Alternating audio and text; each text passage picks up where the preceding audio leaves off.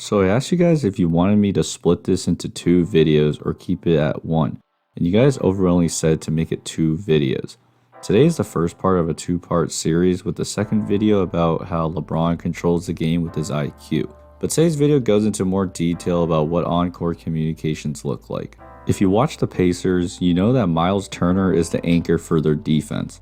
You can see him say, "Hey, no hedge, no hedge." So what does this really mean?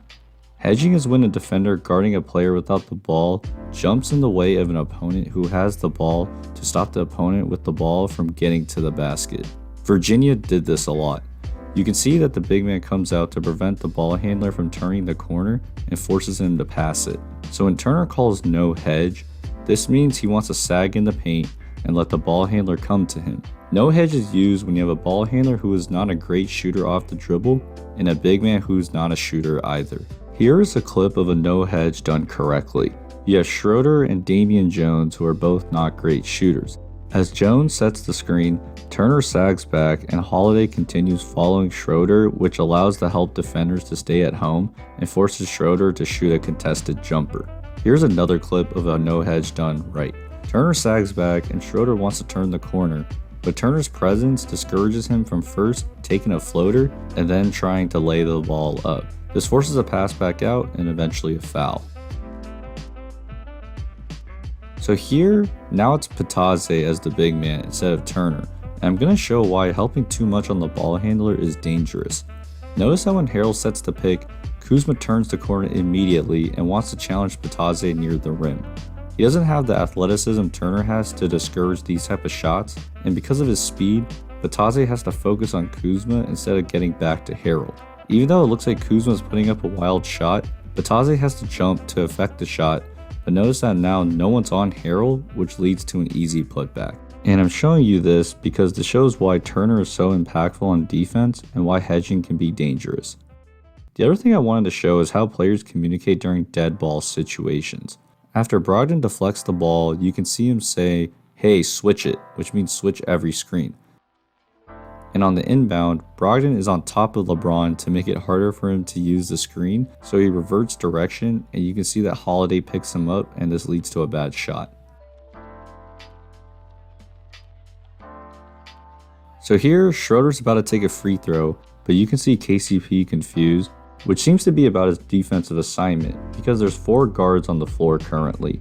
Now Morris comes into the game and the cameras don't show it, but Matthews and KCP are talking about matchups. Notice that the coach on the side is pointing to Matthews and then to McDermott, basically saying that's your assignment. And you can see KCP telling Matthews to look at the coach, and he's pointing at McDermott to probably relay those instructions. This matters because a couple possessions ago, McDermott was able to get a wide open 3, so the Lakers wanted to make sure they got the matchup right and have someone that can chase McDermott around. And on the next possession, you can see that Matthews is on McDermott. And in the third quarter, the Lakers are figuring out matchups again. McConnell and Matthews come in the game when you can see Matthews saying, "Tay, him," and he points at McConnell. And you can see that on the next possession down, THT is guarding McConnell. These are the little things that happen during dead ball situations to make sure everyone is on the same page. And the last thing I wanted to show was how a coach controls the timing of the offense. The last possession in the first quarter, you can see Bjorkman first calling out a play and then telling Sumner to come to the left wing.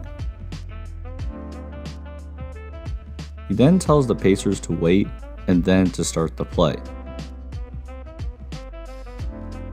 Holiday slips the screen and notice that Pataze tells Sumner to cut. This will put a lot of pressure on the Lakers as now you have McConnell driving, Sumner cutting, which gives a clear open pass to Pataze. McConnell elects instead to finish the layup, but the most important part of this was Bjorkman moving Sumner to the left wing, which gave McConnell the right side of the court to attack. So before I end this video, I'm going to leave a Google form in the description that you guys can fill out with potential ideas that you want to see me make videos about. I can't follow all of the NBA, so you guys can fill out a form if you feel there's something interesting that I should talk about. But besides that, please like and subscribe, and I'll see you guys next time. Peace.